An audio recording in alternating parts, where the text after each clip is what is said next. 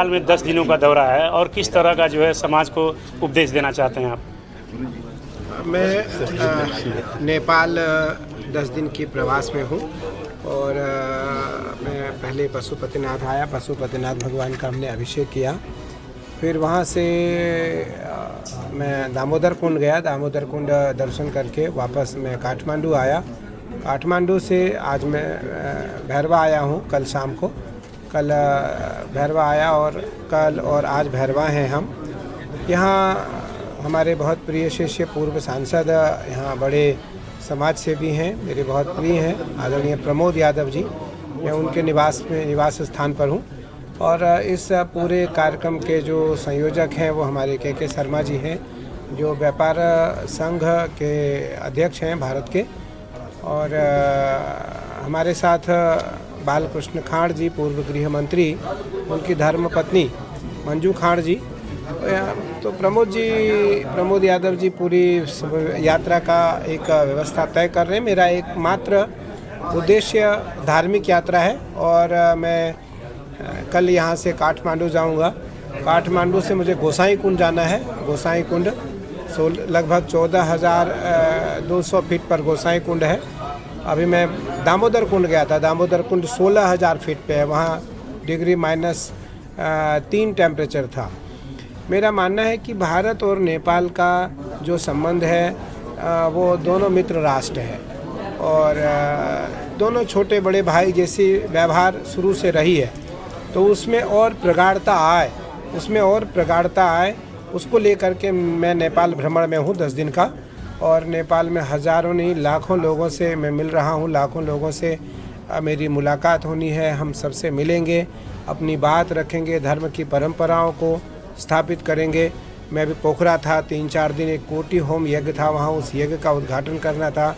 वहाँ के सीएम, वहाँ के सभी राजनेता, वहाँ के धर्म नेता, वहाँ के सभी बड़े उद्योगपति, वहाँ के व्यापारी, वहाँ के अधिकारी, सभी लोग आकर हमसे मिले। महाराज जी, मेरा एक प्रश्न और है कि पहलगाम में जो है बुटवल निवासी सुदीप नेपाने की गोली मारकर हत्या कर दी जाती है और पूरा नेपाल स्तब्ध रहता है। नेपाल में कुछ वर्ष पहले जो है आतंकवादी गतिविधियां भी होती रहती हैं, तो इस पर आपका क्या कहना है? देखिए, वहाँ नेपाल का आदमी था, वहाँ गुजरात का था, वहाँ बिहार का था, वहाँ राजस्थान का था, वहाँ उत्तर प्रदेश का था। इस प्रकार से वहाँ बहुत सारे राज्य के लोग सैलानी थे, वहाँ यात्री थे।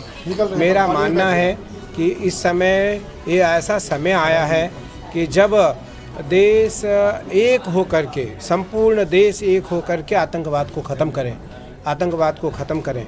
और इस समय भारत के यशस्वी प्रधानमंत्री नरेंद्र मोदी जी, यशस्वी गृह मंत्री अमित शाह जी बहुत सशक्त हैं। इस समय अगर उनको संपूर्ण दुनिया के लोगों का यदि सहयोग मिला तो निस्संदेह आतंकवाद ख़त्म होगा और आतंकवाद ख़त्म होना चाहिए। उसमें एक मुसलमान भी मारा गया। मुसलमान घोड़सवारी कराता था यात्रियों को, वो भी मारा गया।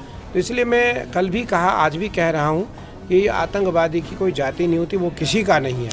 और मुसलमानों को टारगेट करके भी आतंकवादी काम कर रहे हैं। इसलिए मुसलमान देश को भी भारत का साथ देना चाहिए।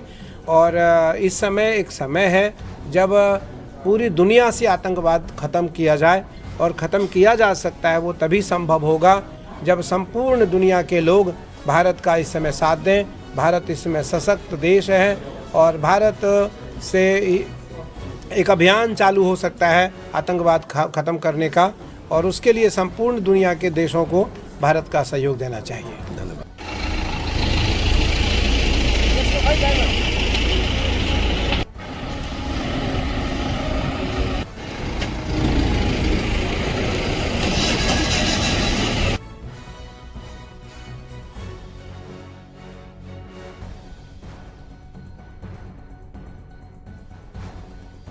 आज हमारे साथ यहाँ महामंडलेश्वर श्री कैलाश नंद गिरी जी थे। उनका ये साफ तौर पे कहना है कि जो है और आतंकवाद को मिटाना होगा और पूरे वर्ल्ड से आतंकवाद को मिटाना होगा। नेपाल एक स्वच्छ देश है और मैं जो है कोशिश कर रहा हूँ कि जो है पूरे देश में जो है अमन चैन पैदा हो। Manoj Kumar Tripathi, the India express news से भैरहवा, नेपाल।